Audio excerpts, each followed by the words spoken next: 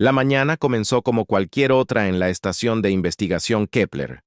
El teniente comandante Jake Morrison estaba sentado en su escritorio, bebiendo su tercera taza de café y leyendo informes sobre muestras de gas de la luna cercana. Fuera de su ventana, el planeta gigante Titán 7 giraba lentamente. Sus nubes rojas y naranjas se movían como si fueran lentas.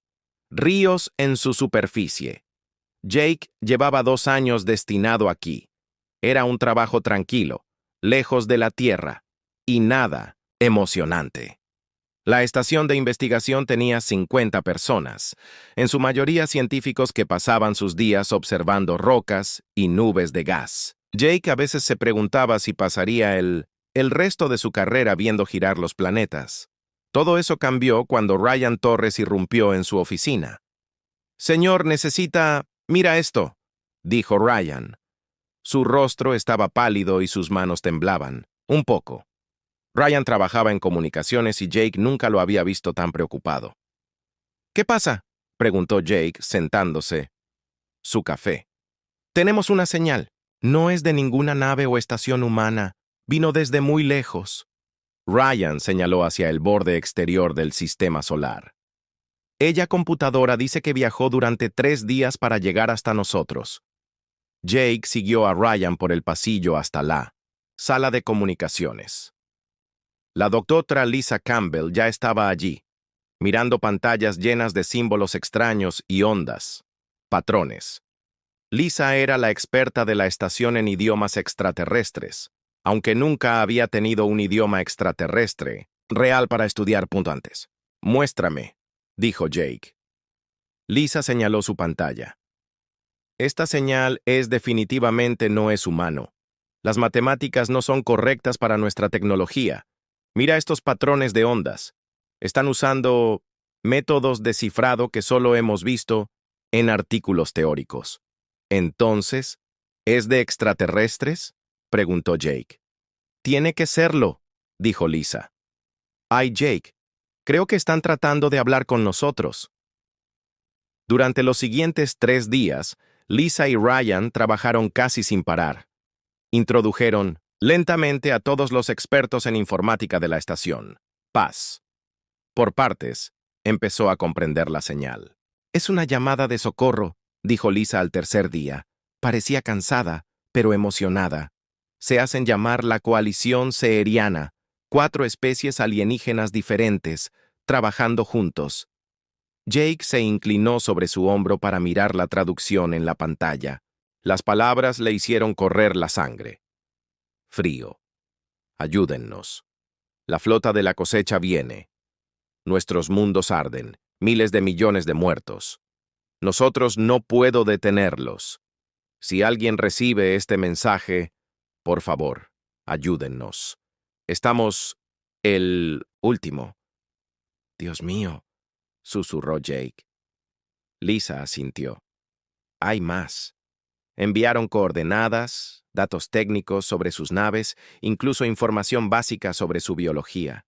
«Jake, están desesperados. Este mensaje es como tirar una botella al océano y esperar que alguien la encuentre». Jake volvió a leer el mensaje. Las coordenadas situaban a los mundos zafiranos mucho más allá de cualquier lugar al que los humanos hubieran viajado. Tomaría semanas solo para... Llegarían allí, y eso si tuvieran un barco lo suficientemente rápido.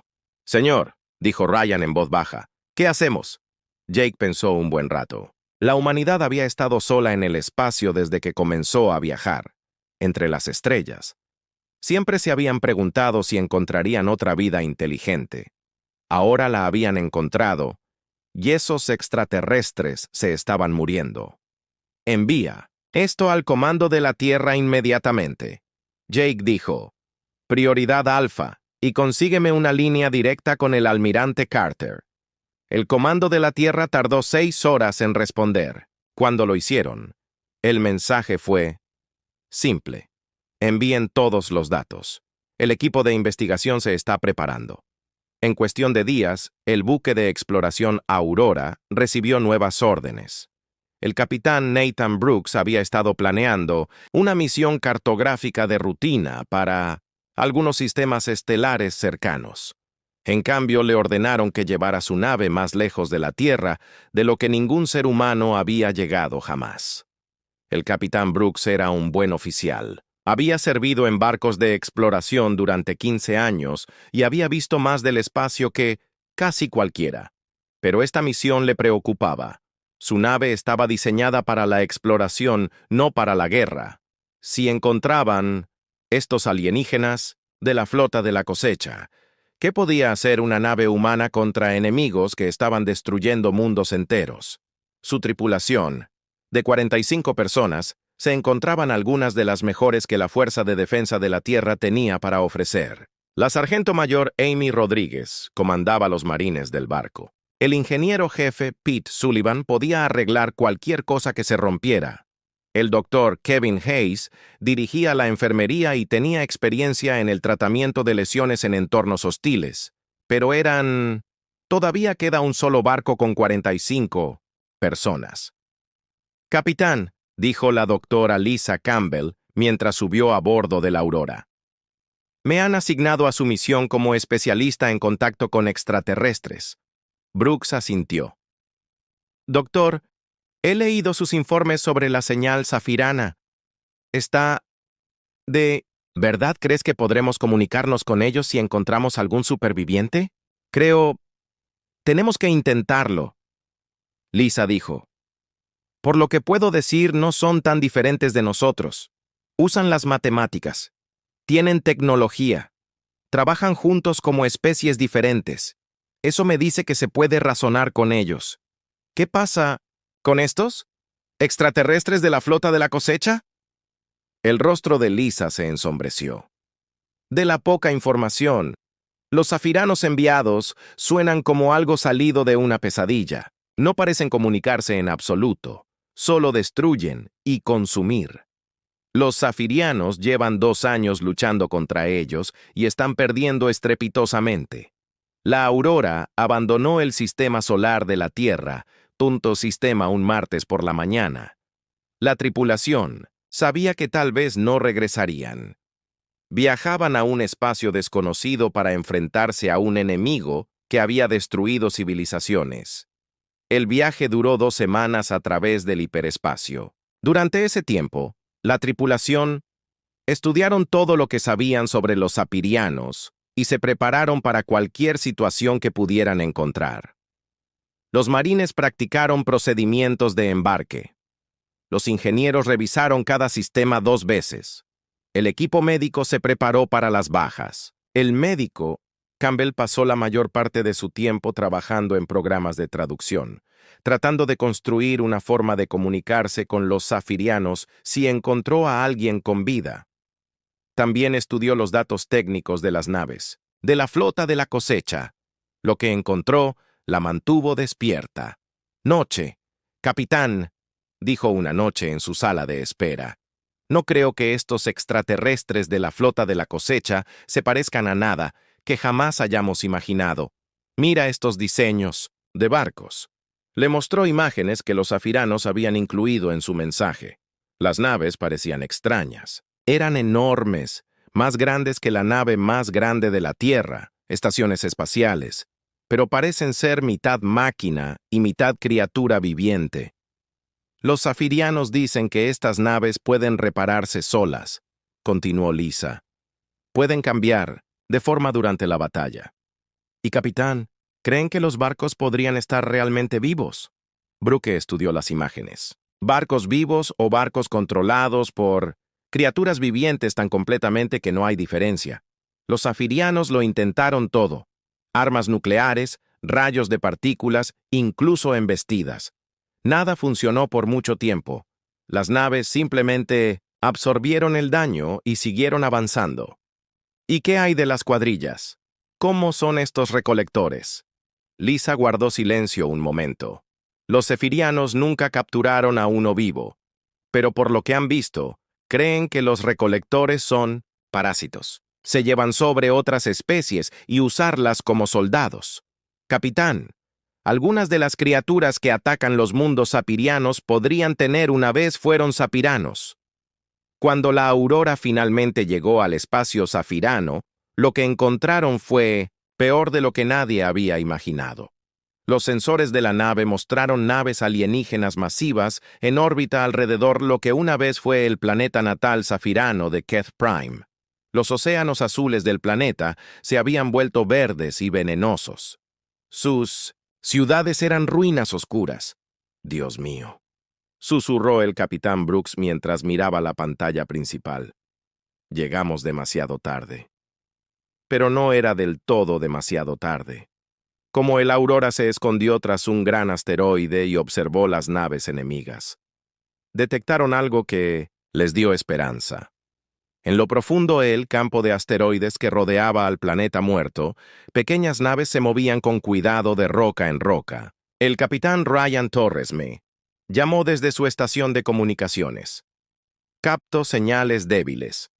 Es el mismo cifrado cuántico que usan los sapirianos, utilizado en su llamada de socorro. Sobrevivientes, dijo el doctor Campbell en voz baja. El capitán Brooks tomó una decisión que cambiaría el curso de la historia galáctica. «Acérquenos», ordenó.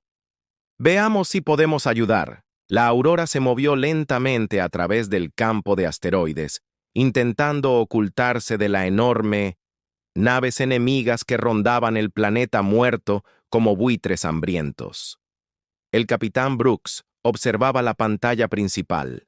Mientras su nave se acercaba a las débiles señales, Ryan había detectado contacto en 30 segundos. Ryan susurró desde su puesto. Aunque estaban en el vacío del espacio, todos en el puente hablaban en voz baja, como si el enemigo pudiera oírlos. El doctor Campbell trabajaba frenéticamente en su computadora de traducción, intentando prepararse para el primer contacto con los sapirianos vivos. Sus manos se movieron rápidamente sobre el teclado mientras cargaba los programas de idiomas que había construido durante su viaje. El capitán llamó a la teniente Sarah Bell desde la estación de sensores. «Detecto señales de vida en ese asteroide que tenemos delante. Definitivamente son estructuras artificiales, construidas en la roca. Llévanos hasta ellas, Brooks», ordenó. A medida que la Aurora se acercaba al asteroide, una sección de roca se deslizó hacia revelar una bahía de atraque oculta. La abertura era lo suficientemente grande para su nave. El capitán Brooks tuvo que tomar una decisión. Podían atracar con la estructura alienígena desconocida o podían intentar «comunícate a distancia» y corre el riesgo de ser detectado por el enemigo. «Llévanos», decidió. La plataforma de atraque se cerró tras ellos en cuanto el Aurora entró. Se encendieron las luces de emergencia, mostrándoles un túnel tosco excavado en roca sólida. En cuestión de minutos, figuras con trajes extraños se acercaron a su nave. El doctor Campbell observó a los primeros extraterrestres vivos. La humanidad jamás se había encontrado. Los zafirianos eran altos y delgados, con largos brazos y piernas. Su piel parecía azul pálido a través de sus cascos transparentes. Se movían con gracia como bailarines, pero ella podía ver que estaban cansados y asustados. «Capitán», dijo, «recibo señales del lenguaje de ellos. Están tratando de hablar». La traducción tardó varios minutos, pero finalmente las palabras apareció en la pantalla del doctor Campbell. «Viniste. No pensamos que nadie... Vengan. ¿Son ustedes quienes recibieron nuestro mensaje?» El capitán Brooks se adelantó. «Díganles que sí. Díganles que estamos de la Tierra y vinimos a ayudar». La doctora Campbell escribió rápidamente y su computadora pronunció la respuesta en zafiriano. Los extraterrestres al otro lado de la plataforma de atraque parecían muy emocionados. Se hicieron gestos entre sí y hablaron rápidamente entre ellos. El líder de los sapirianos, que se hacía llamar Beltar, invitó a los humanos a entrar. Su base oculta. El capitán Brooks trajo al doctor Campbell, al sargento mayor Rodríguez y al ingeniero jefe Sullivan con él. Se pusieron sus trajes espaciales y caminaron a través de una esclusa de aire hacia la base alienígena. La base era más grande que... Desde afuera, Cientos de sapirianos vivían en cámaras excavadas en la roca del asteroide. Pero estas no eran los únicos extraterrestres aquí. El capitán Brooks vio otras 3 especies mezcladas con los zafirianos. ¿Los Theorans?, dijo el Dr. Campbell, señalando a unas criaturas parecidas a polillas con grandes alas plegadas contra sus espaldas.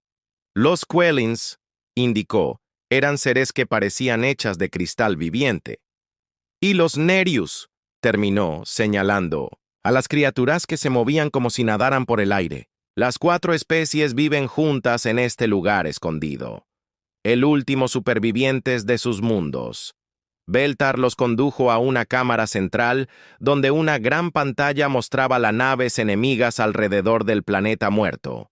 Empezó a contarles la historia de la flota de la cosecha y del Dr. Campbell, traducidas lo mejor que pudo. Venían de la oscuridad entre las estrellas. Beltar dijo: no tuvimos ninguna advertencia. Nuestros mejores barcos, nuestras defensas más fuertes, nada los detuvieron. No quieren gobernarnos ni esclavizarnos, quieren consumirnos. Nos atrapó por completo. La pantalla mostraba grabaciones de las batallas.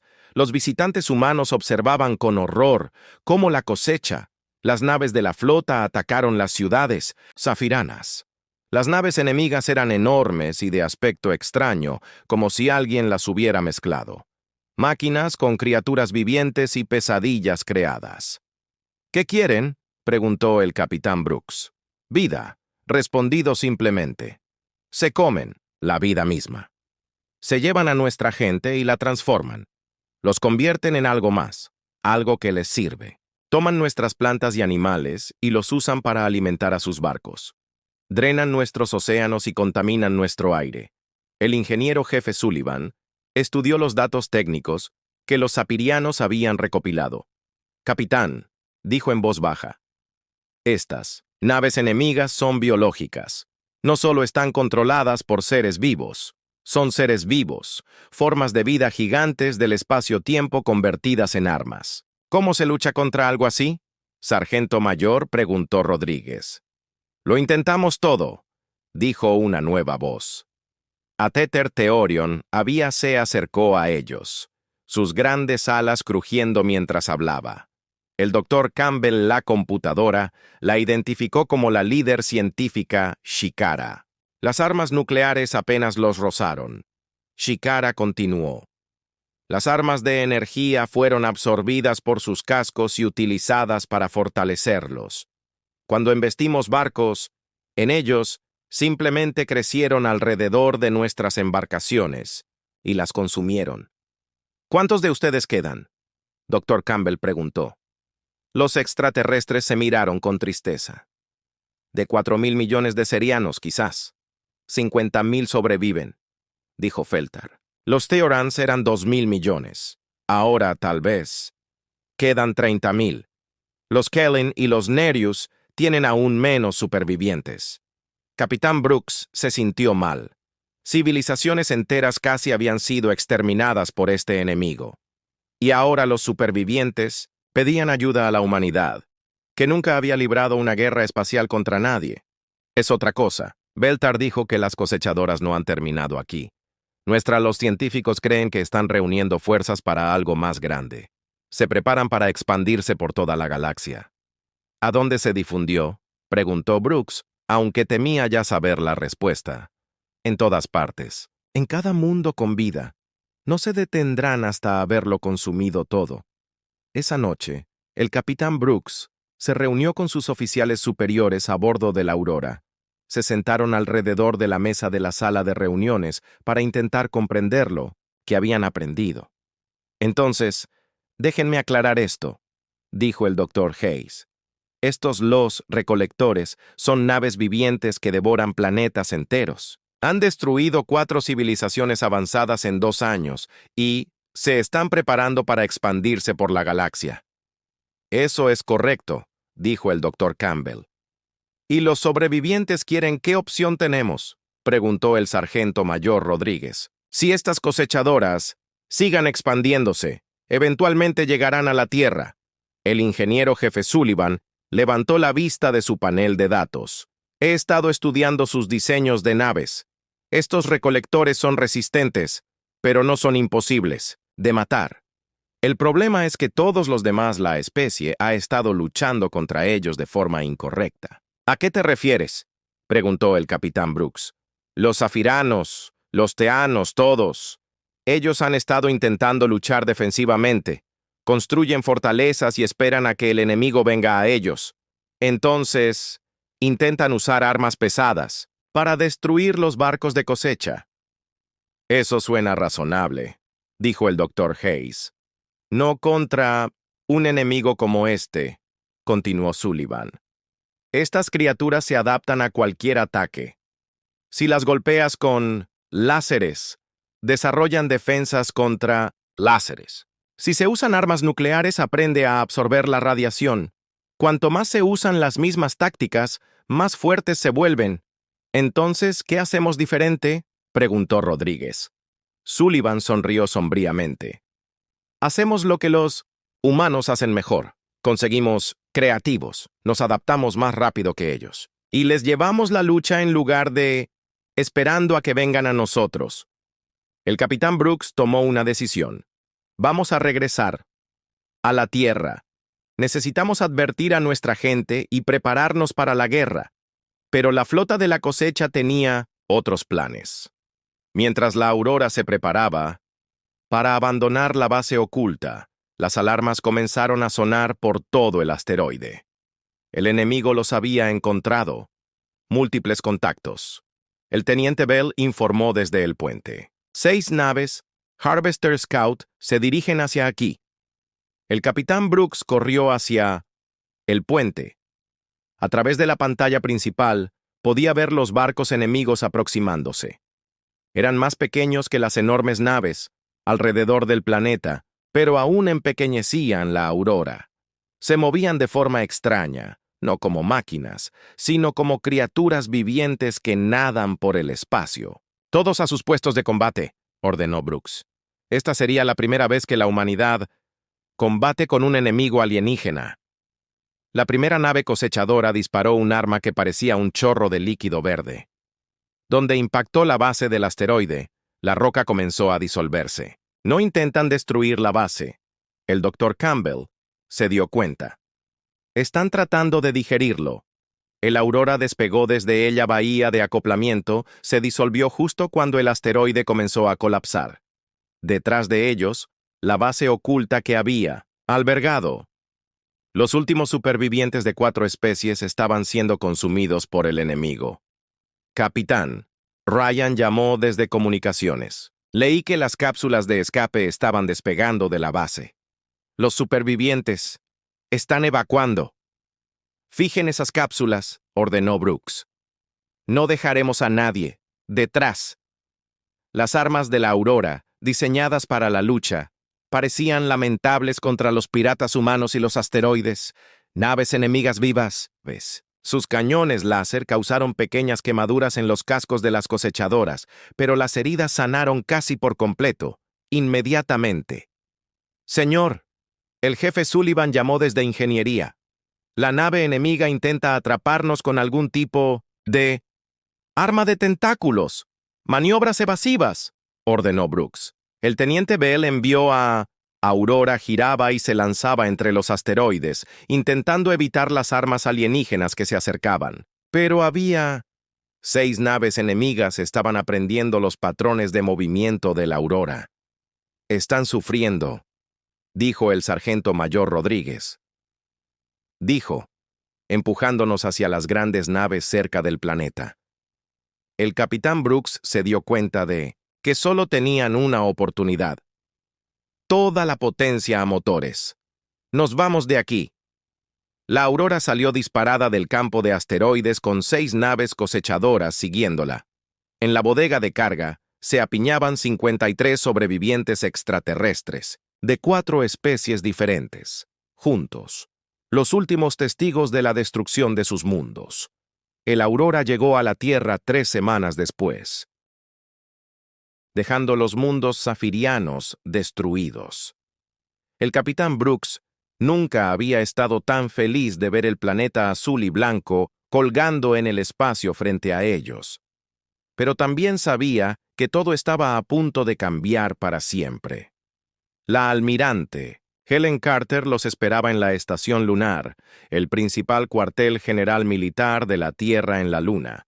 Ella era una mujer fuerte que había servido en el espacio durante 30 años. Pero incluso ella parecía preocupada al leer los informes de la misión de Aurora. «¿Entonces me lo estás contando?», dijo la almirante Carter mientras se sentaba frente a del capitán Brooks en su oficina, que hay una flota alienígena ahí afuera que devora planetas enteros y se dirigen hacia nuestra parte del espacio. «Correcto», respondió el almirante Brooks. «Y ya han destruido 4 civilizaciones avanzadas. Los supervivientes que trajimos pueden dan más detalles, pero los hechos básicos son claros. La flota de la cosecha es imparable, con armas convencionales». El almirante Carter miró por la ventana a la Tierra suspendida en el espacio debajo de ellos. «¿Cuánto tiempo tienen?» «Desconocido. Pero según su patrón de expansión, podrían llegar al espacio humano en un plazo de 6 meses a 2 años. «Dios mío, el almirante», susurró. A las pocas horas del regreso de la Aurora, todos los líderes importantes de la Tierra sabían sobre la amenaza. El presidente convocó reuniones de emergencia. El Consejo Mundial se reunió en Nueva York. Científicos, oficiales militares e ingenieros de todo el planeta dejaron lo que estaban haciendo para centrarse en una pregunta. ¿Cómo? ¿Podría la humanidad sobrevivir contra un enemigo que había destruido civilizaciones mucho más avanzadas que la suya? Dr. Marcus Webb dirigía los astilleros Titan, la mayor instalación de construcción naval en el espacio tripulado. Era un hombre corpulento con canoso, que había pasado toda su vida construyendo naves espaciales. Ahora tenía que descubrir cómo construir naves de guerra rápidamente, suficiente para enfrentar una invasión extraterrestre. «El problema es simple», le dijo a su jefe. La ingeniera Claire Martínez, mientras caminaban por las enormes bahías de construcción, dijo: «Tenemos 17 buques de combate en todo el Fuerza de Defensa de la Tierra. El enemigo tiene miles». Claire asintió mientras observaba las naves de carga civiles que se estaban construyendo a su alrededor. «¿Y si no intentamos igualar sus números? ¿A qué te refieres?» Los datos de Sapirian muestran que los recolectores se adaptan a cualquier arma que uses contra ellos. Pero ¿qué pasa si seguimos cambiando nuestras armas? ¿Y si cada nave tuviera armamento diferente, tácticas diferentes? El Dr. Webb se detuvo y se quedó mirando ella. «¿Quieres convertir cada nave en una plataforma de armas única?» «Exactamente. Si no pueden predecir lo que vamos a hacer, no pueden adaptarse a ello. En cuestión de días, todos los astilleros en el espacio humano estaban trabajando las 24 horas. Los buques de carga civiles fueron desmantelados y reconstruidos, con armadura y armas. Los buques mineros se convirtieron en plataformas de armas móviles. Incluso los barcos de pasajeros de lujo se convirtieron en transportes de tropas. El trabajo era frenético y desesperado. El equipo del Dr. Webb desarrolló nuevas armas basándose en lo aprendido al estudiar la biotecnología de las cosechadoras. Crearon cañones de pulsos térmicos diseñados para perturbar los sistemas orgánicos. Construyeron bombas virales que podían infectar a los seres vivos. Tejido. Incluso desarrollaron armas que usaban ondas sonoras para confundir los sensores biológicos del enemigo. Mientras tanto, el coronel Steve Parker intentaba construir un ejército desde cero. Él era un soldado de carrera que había luchado en las guerras fronterizas y la rebelión de Marte, pero nunca se había enfrentado a algo como este desafío. «Señor», dijo la mayor Linda Gray, mientras miraba en las listas de voluntarios. «Tenemos 2 millones de personas que quieren unirse al ejército. 2 millones. ¿Cuántos podemos, en realidad, entrenar y equipar?», preguntó Parker.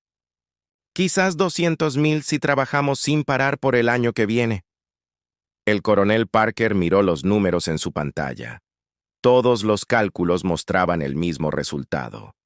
La humanidad estaba enormemente superada en número y armamento. Desde cualquier punto de vista razonable deberían estar preparándose para rendirse o evacuar la Tierra. Pero algo extraño estaba sucediendo. En lugar de entrar en pánico, los humanos se estaban enojando. En lugar de huir, se ofrecían como voluntarios para luchar.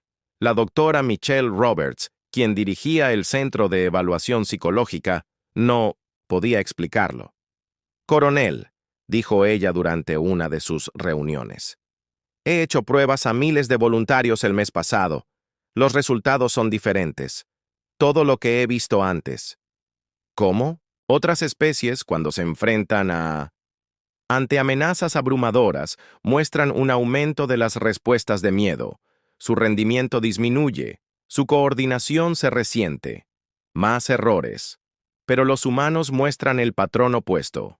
¿Qué significa? Que cuando los humanos se enfrentan a situaciones imposibles, lo más probable es que se vuelvan más centrados, más creativos y más dispuestos a trabajar juntos. Es como si nuestra especie prosperara en situaciones desesperadas. El coronel Parker pensó en esto. Él recordó sus propias experiencias en combate. Algunos de sus mejores soldados fueron personas que tuvieron un desempeño deficiente durante entrenamiento, pero se convirtieron en héroes cuando la bala empezó a volar. «Doctor», dijo, «lo que describe suena a evolución». Eso es exactamente lo que es. La Tierra ha estado lanzando cosas imposibles, desafíos que enfrenta nuestra especie durante millones de años. Edades de hielo, erupciones volcánicas, depredadores, enfermedades, desastres naturales. Los humanos que sobrevivieron fueron los que, ¿quién podría pensar rápido, adaptarse rápidamente y nunca darse por vencido sin importar lo mal que estuvieran las cosas? Miró. Así que, naturalmente, somos aptos para este tipo de guerra. Coronel, creo que podría ser la única especie en la galaxia que es naturalmente adecuada para este tipo de guerra. El capitán Brooks, que había sido ascendido a almirante por su descubrimiento de la amenaza, estaba trabajando con los sobrevivientes seherianos para comprender todo lo que pudieron sobre el enemigo. Veltar, el líder zafirano, quedó asombrado por la respuesta de la humanidad a la crisis.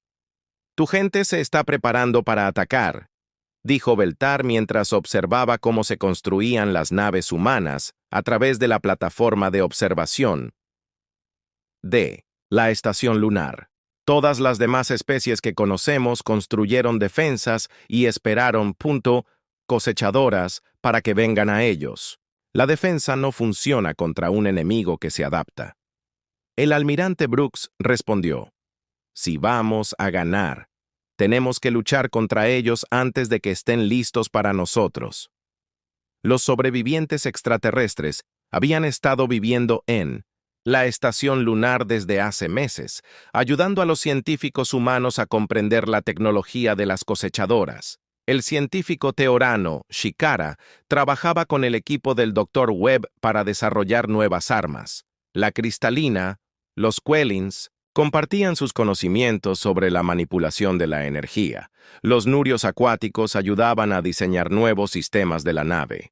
«Hay algo que deberías saber», dijo Veltar un día, mientras él y el almirante Brooks observó cómo la Tierra giraba lentamente debajo de ellos. En todas nuestras historias, en los registros de una docena de civilizaciones, ninguna especie ha optado por cazar a los recolectores. Alguien tiene que ser el primero. Brooks respondió, «Pero, almirante, ¿entiende lo que esto significa? No se están preparando simplemente para defenderse. Ustedes se preparan para salvar la galaxia». Los meses pasaron rápido. La Tierra. La capacidad industrial se vio empujada más allá de todos los límites. Las fábricas que habían fabricado automóviles comenzaron a fabricar armas. Los astilleros que construían buques de exploración comenzaron a crear buques de guerra. Las universidades se convirtieron, su investigación se orienta hacia aplicaciones militares. El avance más importante se produjo cuando el Dr. Carl Johnson, un biólogo que estudia la historia evolutiva de la Tierra, se dio cuenta de algo crucial sobre el desarrollo de la humanidad. Almirante, dijo durante una presentación a los líderes militares, he estado estudiando por qué los humanos reaccionan de manera diferente a estrés que otras especies. Lo que encontré es notable. Continúa. El almirante Carter dijo, todas las especies inteligentes que hemos encontrado se desarrollaron en mundos relativamente estables. Su evolución fue gradual, predecible, pero la Tierra es lo que llamamos un mundo mortal. Clima extremo, extinciones masivas, constantes cambios ambientales, cambios. Y eso es significativo, porque significa que los humanos evolucionaron en condiciones similares a las que enfrentamos ahora. Probabilidades imposibles. Amenazas que cambian rápidamente, situaciones donde solo los más adaptable y sobreviva. Otras especies desarrollaron inteligencia para resolver problemas estables. Los humanos desarrollaron inteligencia para sobrevivir al caos. La sala estaba en silencio mientras todos se absorbían esta información. Lo que está diciendo, dijo lentamente el almirante Brooke, es que los humanos están diseñados evolutivamente para exactamente este tipo de guerra. Eso es exactamente lo que estoy diciendo. Los recolectores están acostumbrados a luchar contra especies que piensan con patrones predecibles. Nunca se han enfrentado a una especie que se especialice en tácticas impredecibles, caóticas, individuales y basadas en la iniciativa. Así que nuestras desventajas podrían ser en realidad ventajas. Almirante, creo que las desventajas podrían ser la clave para ganar. 6 meses después del regreso de Aurora, la humanidad estaba tan preparada como podría ser. La Fuerza de Defensa de la Tierra había crecido de 17 naves a 68. Cada nave era diferente, llevaba armas y tácticas únicas. 200,000 soldados habían sido entrenados en nuevas técnicas de combate diseñadas específicamente para luchar contra la flota de la cosecha.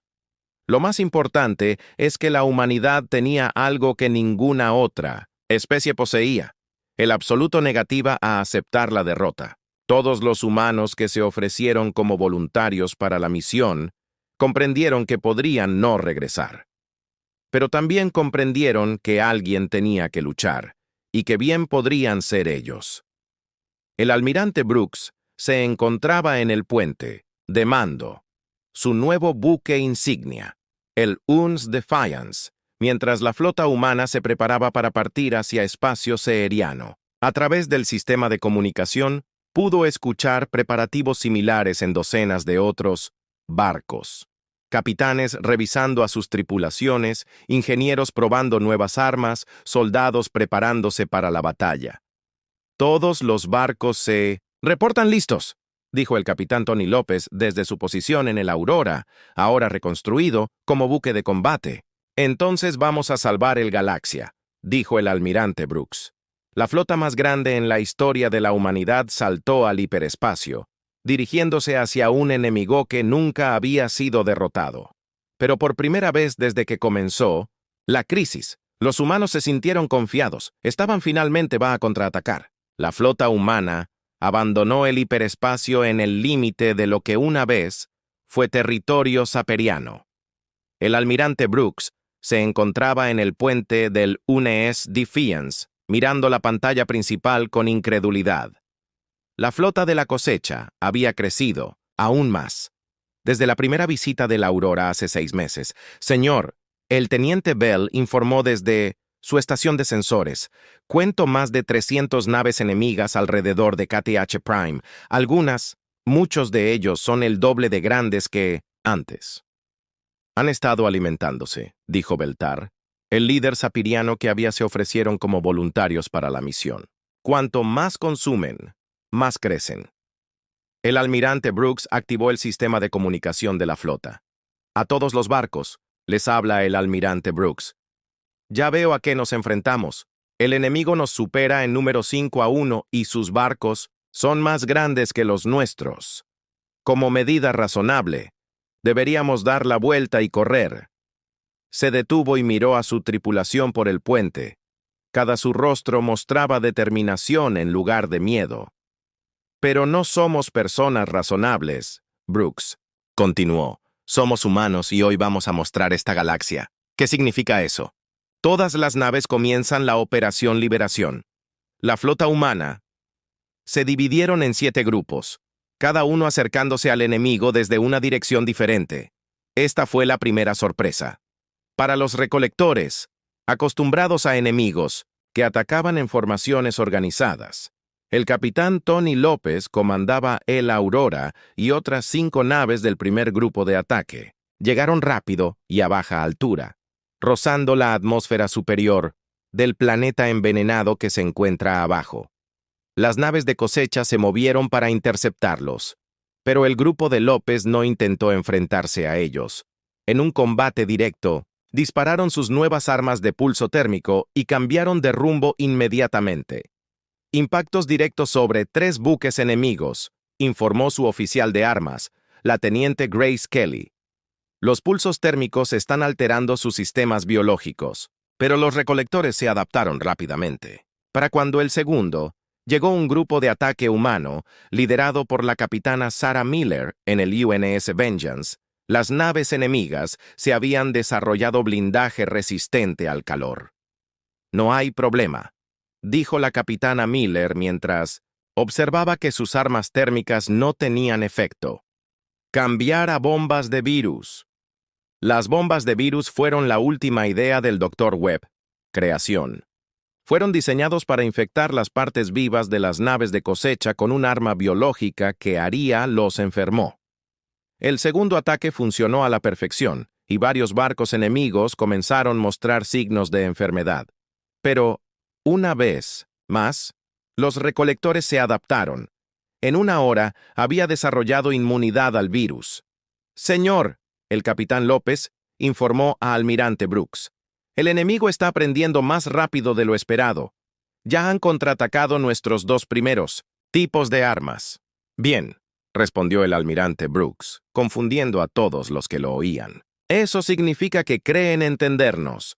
Hora de la fase 2. La segunda fase fue un caos absoluto.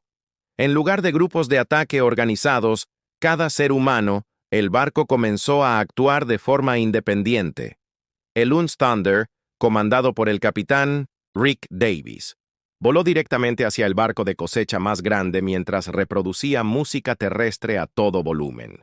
Las ondas sonoras, transmitido por radio espacial, pareció confundir los sensores biológicos de varias naves enemigas. El Uns Lightning, bajo el mando del capitán Beth Moore, comenzaron a embestir a barcos de cosecha más pequeños a gran velocidad, para luego retroceder antes de que pudieran alcanzarlos. Su nave con sus armas de tentáculos. Esta táctica no tenía sentido para los recolectores, quienes no podían entender por qué cualquiera chocaría deliberadamente contra sus enemigos. El UNS Storm utilizó otro enfoque. Capitán Dan Williams ordenó a su tripulación disparar al azar al vacío mientras transmitía señales de socorro falsas. Cuando la cosecha curiosa, los barcos que se acercaron para investigar, se adentraron en campos minados que la tormenta había estado sembrando en secreto. La flota enemiga está en completo desorden, observó Beltar mientras observaba la batalla, desde el puente del Defiance. No pueden predecir qué hará cualquiera de sus barcos a continuación. Ese es el punto, dijo el almirante Brooke. Todos los capitanes humanos ahí fuera son, tomando sus propias decisiones usando sus propias tácticas. Los recolectores pueden adaptarse a estrategias organizadas, pero no pueden adaptarse a la pura aleatoriedad. La batalla llegó a su punto de inflexión cuando la sargento mayor Amy Rodríguez lideró la misión más peligrosa de la guerra. La inteligencia sugería que la flota de cosecha estaba controlada por un mando central. Nave de mando, una nave enorme que coordinaba a todas las demás a través de señales biológicas.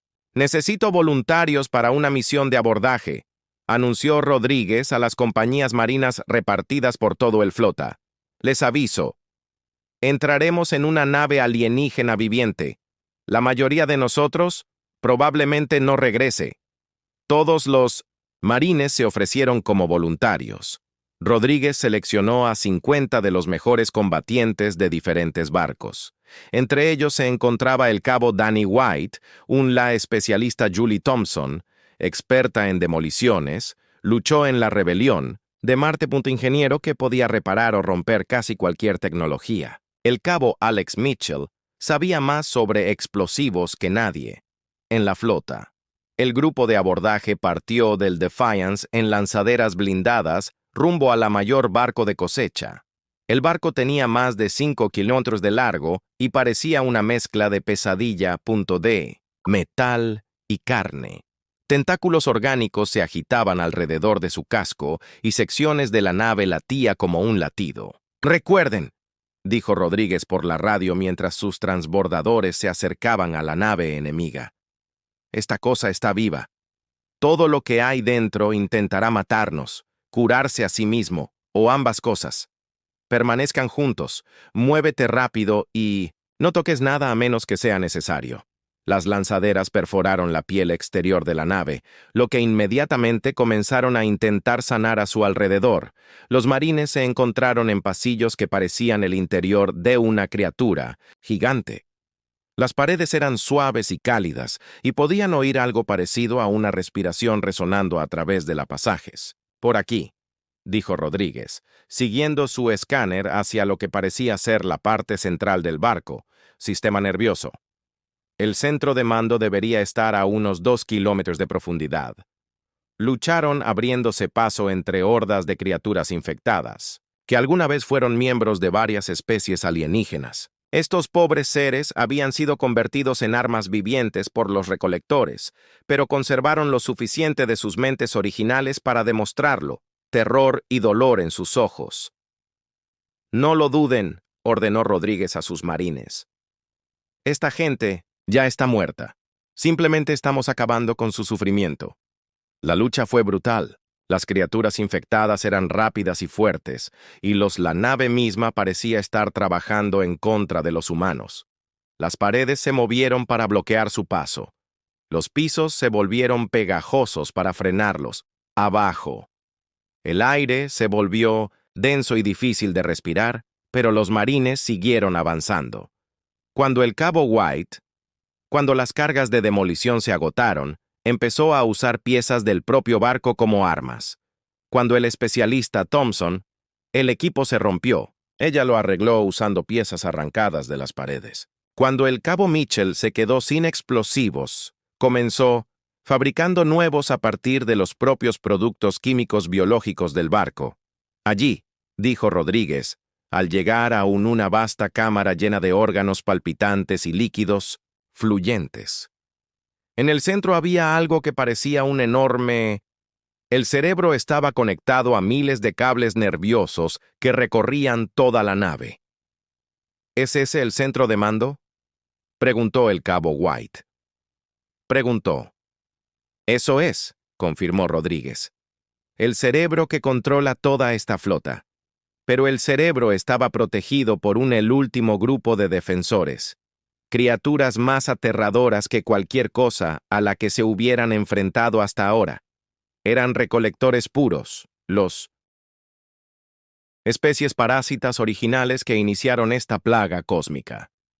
Eran seres parecidos a arañas con demasiadas patas y bocas llenas de dientes afilados como agujas. La batalla final en la cámara de mando duró solo unos minutos, pero se sintió como horas. Los marines cayeron uno a uno, pero su sacrificio dio tiempo a los demás para alcanzar su objetivo. Finalmente, solo Rodríguez, White y Thompson quedaron en pie. «¡Cúbreme!», Rodríguez dijo mientras corría hacia el cerebro central con los explosivos que le quedaban. El cerebro parecía sentir lo que estaba planeando. Envió ondas de energía psíquica que hicieron que su cabeza se partiera en dos. Imágenes de la tierra ardiendo llenó su mente. Vio a su familia morir, a sus amigos gritar, su planeta siendo consumido por la cosecha, flota. Pero la sargento mayor Amy Rodríguez era de Detroit y había pasado por cosas peores que las de los extraterrestres, pesadillas.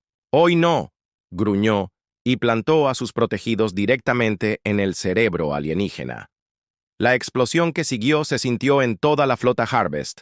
La nave de mando empezó a morir, y con él, la coordinación que mantenía unido al enemigo. Repente, cientos de naves de cosecha se encontraron sin control central, actuando por instinto en lugar de estrategia.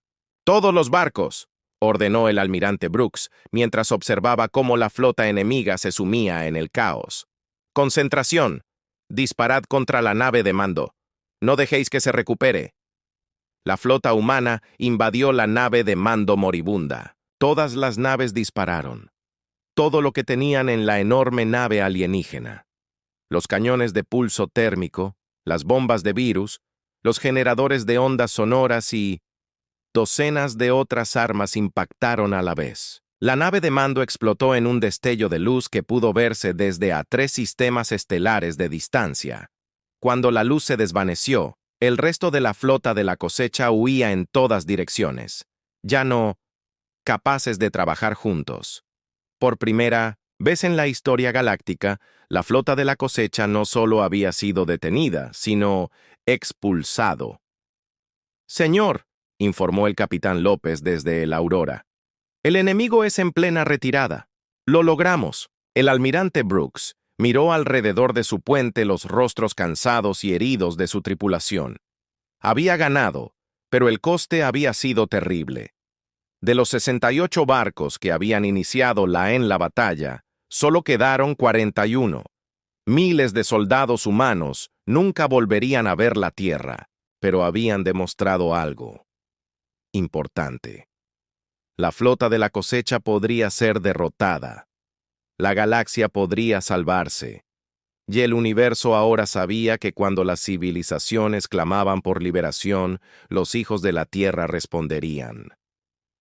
La noticia de la victoria de la humanidad en KTH Prime se extendió por la galaxia más rápido que la luz misma. Por primera vez según la historia, alguien había derrotado a la flota de la cosecha en una batalla abierta. Pero el almirante Brooks sabía que la guerra estaba lejos de cambio. «Señor», la teniente Bell informó desde su puesto en el Defiance, «estamos recibiendo transmisiones de más de 40 sistemas estelares diferentes. Todos preguntan lo mismo». «Déjame adivinar», dijo Brooke con cansancio. «Quieren saber si podemos ayudarlos». También, la flota humana había estado patrullando el espacio seiriano durante 3 meses desde su victoria. Habían encontrado 12 colonias más ocultas de supervivientes y poco a poco los ayudaban a reconstruirse, pero la cosecha, la flota seguía allí. Un informe de inteligencia sugería que estaban reuniendo sus fuerzas para un ataque masivo, contraataque. El Dr. Marcus Webb llegó de la Tierra con una flota de naves de construcción y las noticias de que la humanidad estaba construyendo la mayor fuerza espacial de su historia. Cada astillero en el espacio humano, trabajando a máxima capacidad. La victoria en Keth Prime había convencido incluso a los políticos más cautelosos de que esta guerra tenía que ganarse por completo. «Almirante», dijo el Dr. Webb, mientras estaban en la plataforma de observación de la nueva Estación Lunar 2, una enorme base militar que se construyó en tan solo 4 meses. Ubicó la fuente de la flota de cosecha. ¿Dónde? Un sistema estelar, muerto a unos 200 años luz de aquí. Nuestros exploradores de largo alcance encontraron algo increíble.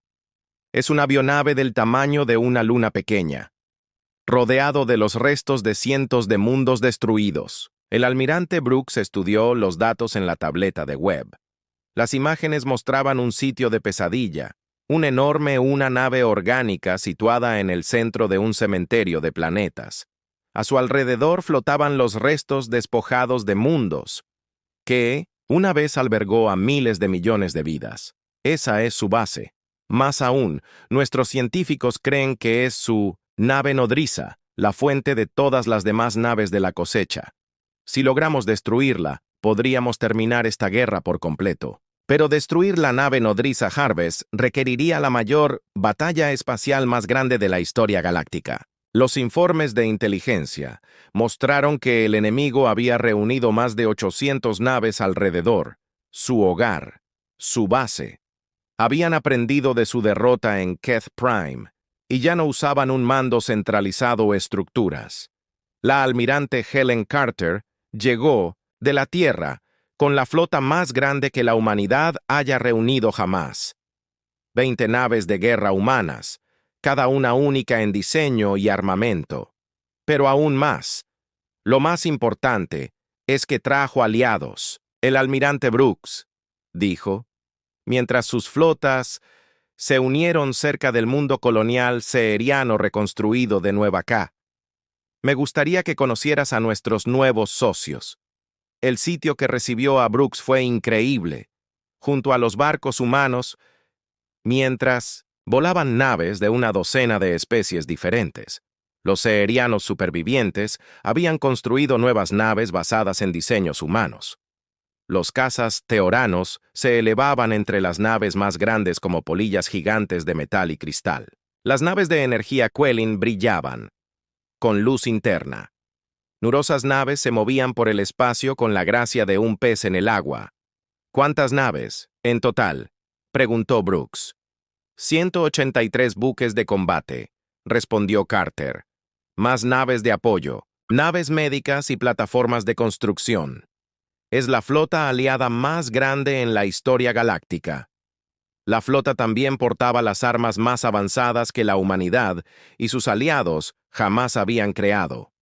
El equipo del Dr. Webb desarrollaron bombas de resonancia cuántica que podrían perturbar las redes biológicas que controlan las naves de cosecha. Los científicos habían contribuido con tecnología de escudo psíquico. Los Quelins cristalinos habían creado armas de energía que podían cortar cualquier material conocido. Y lo más importante, portaban un arma secreta que podría poner fin a la guerra, un dispositivo que podría emitir una señal cuántica para interrumpir la red psíquica que conectaba a todos los organismos de la cosecha. Si funcionaba, toda la flota enemiga perdería la coordinación de inmediato. El capitán Tony López había sido ascendido al mando de la reconstruyó Aurora, ahora la nave más avanzada de la flota humana. Su tripulación incluía a muchos veteranos de la primera batalla, incluyendo al ingeniero jefe Pete Sullivan y al Dr. Kevin Hayes. También se incorporaron algunos nuevos miembros, entre ellos el teniente Sam Foster, un experto en navegación, y la teniente Grace Kelly, quien se había convertido en el mejor oficial de armas de la flota. «Capitán», dijo el Dr. Campbell, dijo mientras se unía a López en el puente. «He estado analizando los patrones psíquicos de las criaturas de la cosecha que he capturado. Creo que entiendo cómo funciona su red». Continúa. No están simplemente conectados por la tecnología. Comparten una conciencia colectiva, como una mente colmena. Pero es más complejo que eso. Cada criatura individual conserva cierta independencia a la vez que forma parte del todo. Entonces, ¿qué sucede si interrumpir esa conexión? Según mi análisis, experimentarían algo parecido a lo que los humanos llamamos pánico. De repente, estar solos en sus propias mentes después de haber sido parte de un colectivo durante posiblemente millones de años. El viaje al sistema de cosecha tardó 2 semanas. Durante ese tiempo, la flota mixta de humanos y alienígenas entrenó junta, aprendiendo a coordinar sus diferentes estilos de lucha y tecnologías. No fue fácil. Cada especie tenía su propia forma de ser, de pensar en el combate. Los sapianos preferían ataques cuidadosos y planificados. Los teanos dependían de la velocidad y las tácticas de ataque y huida. Los Quelin usaban armas de energía abrumadora. Los nerios se especializaban con sigilo y sorpresa. Los humanos parecen usar todos estos enfoques al azar, a menudo cambiando de táctica en medio de batalla. «Almirante», dijo Beltar durante una de sus reuniones de estrategia, «tu especie sigue sorprendiéndonos. ¿Cómo se coordinan planes de batalla tan caóticos? No, respondió el almirante Brooks con sinceridad. Le damos objetivos a cada capitán general y dejar que descubran cómo lograrlos. Vuelve locos a nuestros aliados, pero funciona. Cuando la flota aliada finalmente, al llegar al sistema de cosecha, lo que encontraron fue peor de lo que nadie había imaginado. La nave nodriza enemiga estaba rodeado por una fortaleza de naves más pequeñas, asteroides que habían sido convertidos en plataformas de armas y nubes de mentes biológicas capaces de pensar y moverse por sí mismas. Señor, el capitán López informó desde el Aurora. Los sensores muestran más de 200 contactos enemigos. Nos estaban esperando. El último, la batalla comenzó al amanecer. Hora del barco. La flota aliada se dividió en múltiples ataques, grupos tal como lo habían hecho los humanos en Ket Prime. Pero esta vez, cada grupo contenía una mezcla de especies que combinaba diferentes tecnologías y estilos de lucha. La primera oleada fue liderada por los cazas Theorion. Sus pilotos psíquicos podían percibir los movimientos enemigos antes de que ocurrieran. Despejaron caminos a través de los campos minados biológicos mientras naves humanas los seguían con armas pesadas. La segunda oleada combinó naves de energía Kelling con naves de pulso térmico humanas. Juntos crearon una combinación devastadora que podría quemar, atravesando la armadura de cosecha más gruesa. La tercera oleada fue un caos absoluto. Naves humanas trabajando con naves chirianas y apoyados por naves furtivas cercanas que atacaron desde direcciones aparentemente aleatorias, manteniendo al enemigo confundido, incapaces de coordinar sus defensas. Pero los cosechadores habían aprendido de sus derrotas anteriores. Ya no dependían de una sola nave de mando. En cambio, luchaban en grupos más pequeños que podían adaptarse de forma independiente. La batalla se prolongó durante horas sin que ninguno de los bandos lograra una clara ventaja. El punto de inflexión llegó cuando el capitán López se ofreció como voluntario para la misión más peligrosa de la historia galáctica. El dispositivo de resonancia cuántica debía ser entregado directamente al núcleo de la nave nodriza enemiga, lo que significaba volar a través de miles de naves hostiles y penetrando una avionave del tamaño de una luna. «Necesito voluntarios», anunció López a su tripulación. «Volaremos directamente en esa cosa e implantar nuestro dispositivo en su cerebro. Cualquiera que quiera transferirse a otra nave puede hacerlo ahora. No es un solo, queda un tripulante. Ixels, Aurora, escoltado por otros 12 barcos de diferentes especies, comenzaron la aproximación final a la nave nodriza. El enemigo lanzó todo lo que tenía contra la pequeña fuerza. Armas biológicas que podían disolver el metal, misiles vivientes que perseguían a sus objetivos, rayos de energía que podían cortar una nave por la mitad. Una a una, las naves de escolta cayeron. La nave saperiana Honor de Ket fue consumido por ácidos biológicos. El caza teoriano Ala de la Esperanza fue destrozada por minas vivientes. La nave Quell Crystal Dream se hizo añicos bajo el fuego enemigo. Finalmente, solo quedó la Aurora, volando solo hacia la enorme nave nodriza enemiga. El jefe Sullivan informó de una brecha en el casco de la cubierta 7, mientras otro enemigo, el arma, dio en el blanco. «Estamos perdiendo atmósfera. ¿Cuánto falta?», preguntó López. «2 kilómetros hasta el casco exterior», respondió el teniente Foster. «Pero, señor, las bahías de atraque están todo sellado. Entonces haremos nuestra propia puerta», dijo López con gravedad. «Todo el poder a escudos delanteros. Vamos por el camino difícil». El Aurora atravesó el casco exterior de la nave nodriza como una bala, a través de la piel. En el interior encontraron pasillos que se extendían por kilómetros, llenos de maquinaria orgánica y piscinas de líquidos extraños. El propio sistema inmunológico de la nave comenzó a atacarlos de inmediato. «Allí», dijo el doctor Campbell, señalando su escáner. «El sistema nervioso central está a 15 kilómetros en esa dirección». La aurora se abrió paso a través de la madre, el interior de la nave, sus armas abriéndose paso entre organismos atacantes y sistemas defensivos. El casco de la nave gruñó bajo la tensión y los sistemas fallaron uno tras otro. «Capitán», dijo el doctor Hayes, gritaron desde la enfermería. «Tenemos bajas en todo el barco. Las armas biológicas están atravesando nuestros filtros de aire». «Aguantan un poco más», dijo López. Finalmente, llegaron al núcleo de la nave nodriza, una vasta cámara llena de órganos pulsantes y redes neuronales fluidas.